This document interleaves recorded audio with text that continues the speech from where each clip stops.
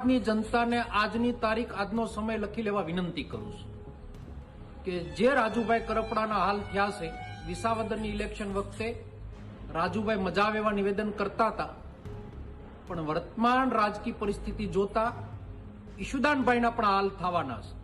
ટૂંક સમયમાં હવે પછીનો ભોગ ઈશુદાનભાઈનો લેવાનો છે અને ગોપાલભાઈ ઇટાલિયા આમ આદમી પાર્ટી મુક્ત કરી અને પોતે પણ ઝાડુ મારીને ભારતીય જનતા પાર્ટીમાં જવાના છે. જનતાને સમજવાની જરૂરિયાત છે. ધન્યવાદ. કોંગ્રેસ ઓલરેડી પતી ચૂકી છે. કોંગ્રેસના નેતાઓને પણ મારી વિનંતી છે કે વહેલા તકે નાવડી તમારી ડૂબી ગઈ છે, નાવડીમાંથી નીકળી જજો, નહીં તો પછી 2027માં ક્યાંય ઠેકાણું નહીં પડે ને. 2027માં આમ આદમી પાર્ટી ખેડૂતોની પાર્ટી, ગરીબો, વંચિતોની, શોષિતોની પાર્ટી. અમે તો માત્ર ને માત્ર વ્યવસ્થામાં બેઠા છીએ.